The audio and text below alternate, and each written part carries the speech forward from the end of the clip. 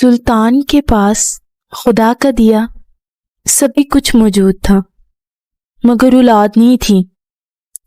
وہ اور اس کی بیوی فرزانہ ہر صاحب علم کے پاس گئے، مگر وقت گزرنے کے ساتھ ساتھ ان کی مایوسی میں اضافہ ہوتا جا رہا تھا۔ ایک دفعہ ایک بوڑھی عورت سلطان سے ملی اور کہنے لگی، 6 ماہ بعد تمہارے گھر ایک چاند سی بیٹی پیدا ہوگی، لیکن جب وہ 14 برس کی ہوگی تو اس پر جنات کا سایہ ہو جائے گا، تب وہ پاگل ہو کر مر جائے گی۔ سلطان یہ سن کر پریشان ہو گیا اور پوچھنے لگا، کیا اس کا کوئی حل نہیں؟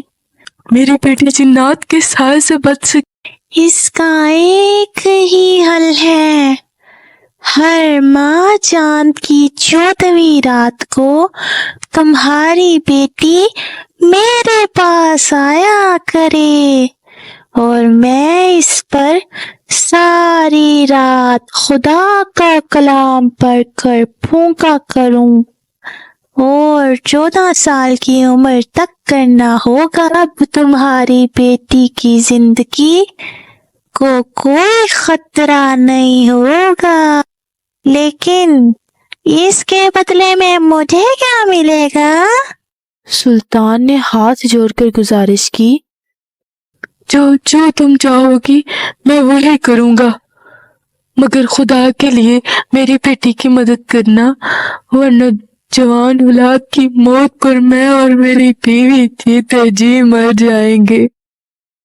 6 ماہ بعد واقعی ان کے گھر میں چاند سی بیٹی نے جنم لیا۔ سلطان اور اس کی بیوی مارے خوشی سے پھولے نہ سما رہے تھے۔ چند دنوں بعد وہی بڑھیا ان کے گھر میں آئی اور کہنے لگی، میں نے جو کہا تھا وہی ہوا نا، اب جب یہ پیاری سی بچی 5 سال کی ہو جائے تو تب تمہیں اسے ہر ماہ چاند کی 14ویں تاریخ کو میرے پاس بھیجنا ہوگا، تاکہ میں اس پر مقدس کلام پھونک سکوں۔ سلطان اور اس کی بیوی نے وعدہ کیا کہ وہ 5 سال کی عمر سے لے کر 14 سال کی عمر تک باقاعدگی سے اپنی بیٹی پر مقدس کلام کا دم کروایا کریں گے۔ تب بڑھیا وہاں سے چلی گئی۔ وقت آہستہ آہستہ گزرتا چلا گیا، اور جب سلطان کی بیٹی شہزادی 5 سال کی ہو گئی تو اس نے اسے ہر ماہ چاند کی 14ویں تاریخ کو بڑھیا کے پاس بھیجنا شروع کر دیا۔ بڑھیا کا گھر ویران پہاڑوں کے قریب تھا۔ سلطان ہر چاند کی 14ویں تاریخ کو شہزادی نیلم کو بڑھیا کے پاس چھوڑ آتا اور اگلے دن جا کر اسے لے آتا۔ وقت آہستہ آہستہ گزرتا چلا گیا اور شہزادی کی عمر 13 سال ہو گئی۔ اس کا باپ سلطان ایک بیماری کی وجہ سے ہلاک ہو گیا، اور اب شہزادی کا اپنی ماں کے سوا کوئی نہیں تھا۔ ملکہ فرزانہ فیصلہ کر لیا تھا کہ 1 سال بعد جب مقدس کلام کا دم پورا ہو جائے گا تبھی وہ اپنی بیٹی کو لے کر دوسرے شہر اپنے بھائیوں کے پاس چلی جائے گی۔ کچھ عرصہ بعد وہاں سے بادشاہ کا گزر ہوا۔ شہزادے تنویر نے جب شہزادی کو دیکھا تو اسے پسند کر لیا، اور تب بادشاہ اپنے بیٹے کے ہمراہ شہزادی کے گھر آیا۔ شہزادی اور شہزادے تنویر کا رشتہ پکا کر دیا۔ تب بادشاہ نے اپنے خاندانی اصول کے مطابق اپنی ہونے والی بہو کو پھولوں کا گلدستہ پیش کیا۔ تقریباً 1 سال بعد شہزادے تنویر کا ادھر سے گزر ہوا تو وہ شہزادی نیلم کے گھر آیا، مگر شہزادی گھر نہیں تھی۔ تب ملکہ نے اصل بات شہزادے تنویر کو بتا دی۔ مقدس کلام کی وجہ سے اس نے شادی 2 سال کے لیے ملتوی کر دی تھی۔ آج رات آخری مقدس کلام بڑھیا پڑھ کر آسیہ پر پھونک دے گی، اور تب 1 سال بعد وہ دھوم دھام سے اپنی بیٹی کی شادی کرے گی۔ شہزادے تنویر کی چھٹی حس کہنے لگی کہ بھی ضرور دال میں کچھ کالا ہے۔ चुनाचे और बुढ़िया के घर की तरफ रवाना हो गया।